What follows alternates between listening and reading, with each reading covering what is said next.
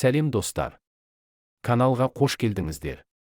Видеоны бастамай тұрып каналға тіркеліп лайк басып, қызықты ойларыңыз болса видео астына коммент жазып кетіңіздер. Мен сіздерге осы видеода тұздың пайдасы мен зияны туралы қысқаша мәлімет беретін боламын. Ендеше кеттік. Тұз кең таралған тағамды қоспа. Дәрігерлер оны ақ өнім деп атап тұздың күнделікті тұтынуын азайтуға кеңес беріп жатыр. Ол шынымен ағзаға зиян келтіруі мүмкін бе? Алдымен тұздың пайдасы туралы айтайын. Ерте заманда тұзды азық-түлікті ұзақ мерзімге сақтау үшін қолданған. Ол бактериялардың өсуіне кедергі келтіріп тағамның бұзылуына жол бермейді. Тұздың құрамында натрий бар. Натрий ағзаның көптеген процестерінде маңызды рөл атқарады. Бұл химиялық элемент. Адам үшін ауадай қажет. Бірақ оны шамадан тыс қолдануға болмайды. Оның құрамындағы хлор ас қорыту жүйесін реттейді. Хлор жеткіліксіз болған жағдайда ішектің жұмысы бұзылады. Тұз депрессия және күйзеліске қарсы тұра алады. Ол бақыт және ұйқы гормонын өндіруге көмектеседі. Варикоз және остеопороз ауруларын болдырмайды. Дәрі ретінде тұмау тіс аурулары, ангина, ларингит және дене буындары мазалаған кезде қолданылады.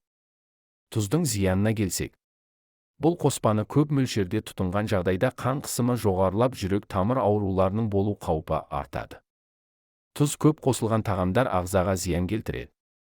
Тұзды тағамнан кейін адамның су ішкісі келеді.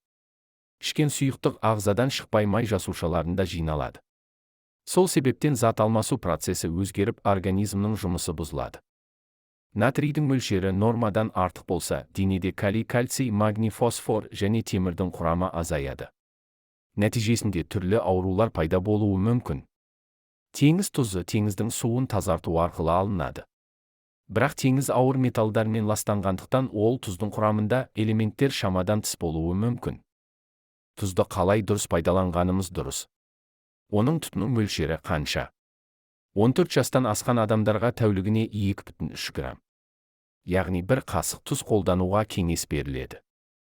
Медициналық статистикаға сәйкес натрийді көп мөлшерде тұтыну себебінен жылына шамамен 1,5 миллион адам жүрек ауруларынан қайтыс болады. Ал жасы 50-ден асқан кісілер тұздың күнделікті нормасын 1,5 граммға дейін төмендеткені дұрыс.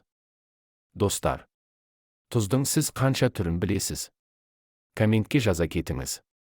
Және ертеде ата-бабаларымыз тіс пастасының орнына тұзбен аузын шаятын болған. Жалпы тұздың пайдасы мен зияны да көп. Тек дұрыс пайдалансақ болғаны. Сіздерге азда болса да ақпарат бердім деген ойдамын. Каналға тіркеліп қолдау көрсетіп кетіңіздер. Келесі видеода көріскенше.